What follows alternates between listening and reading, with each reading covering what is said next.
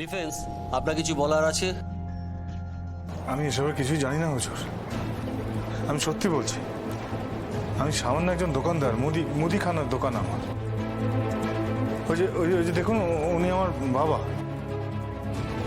ছেলেবেলায় লুকিয়ে আমি একবার বিড়ি খেয়ে ফেলেছিলাম।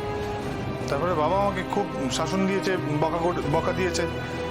তারপরে আমি আর ও কাজ কখনো করিনি, সারা জীবনের মতো ছেড়ে দিয়েছি, জীবনে করিনি আর। Your turn.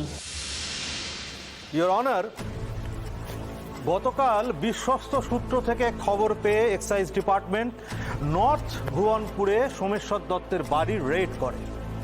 সেখান থেকে তারা অনেক বেআইনি চোলাই মদ উদ্ধার করে এবং সেখানে বেআইনি মদ সমেত সোমেশ্বর দত্তকে তারা অ্যারেস্ট করে। ইওর অনার, পুরো রেড প্রসিডিওরটাই এক্সাইজ ডিপার্টমেন্ট ভিডিও রেকর্ডিং করে রেখেছে এবং সেই ভিডিও আমরা অলরেডি অনারেবল কোর্টের কাছে পেশও করেছি। পেশকার বাবু, ভিডিওটা অন করুন।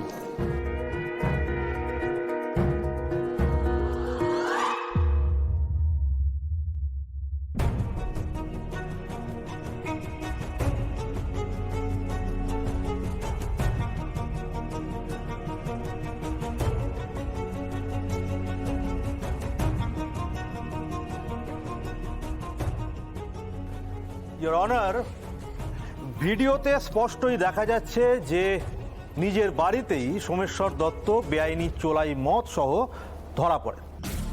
তো এই মদ নিশ্চয়ই উনি দোকানেই বিক্রি করতেন না। যদি দোকানে বিক্রি না করেন তাহলে কি জন্য রেখেছিলেন এগুলো? নিশ্চয়ই ঘর পরিষ্কার করার জন্য নয়, তাই না?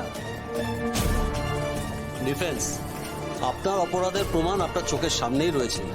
এরপরেও আপনি আপনাকে নির্দোষ বলবেন? মা ভুবনেশ্বরীর নামে শপথ করে বলছে হুজুর, আমি এসবের কিছু জানি না, জানতাম না। আমি তো বাড়িতেই ছিলাম না, আমি হঠাৎ করে এসেছি। সে সময়তে ওই জিনিসগুলো বাড়িতে এসেছিল হয়তো কিছুক্ষণ আগে। আমি ওটা নিয়েও নি, সইও করিনি। আমার বাবা ছিলেন, বাবা সই করেছেন, বাবা নিয়েছিলেন। আমি তো বাড়িতেই ছিলাম না হুজুর। আর আমার যেহেতু নাম লেখা ছিল, বাবা ভেবেছেন হয়তো ওগুলো আমার দোকানের জিনিস, সেজন্য বাবা সই করে ওগুলো নিয়েছিল। আমিও তো সেটাই বলছি, এই জিনিসগুলো আপনারই দোকানে, এই জন্যই তো এক্সাইজ অফিসার আপনার উপরে যা চার্জ দেওয়া সেটা দিয়েছে। আমি কি জানতাম না, বিশ্বাস করুন, আমি কিছু জানতাম না। তার কি কোনো প্রমাণ আছে আপনার কাছে? যদি থাকে আপনি কোর্টের কাছে পেশ করুন। হুজুর, আমি মা ভুবনেশ্বরীর শপথ করে বলছি, আমি এই কাজ করিনি।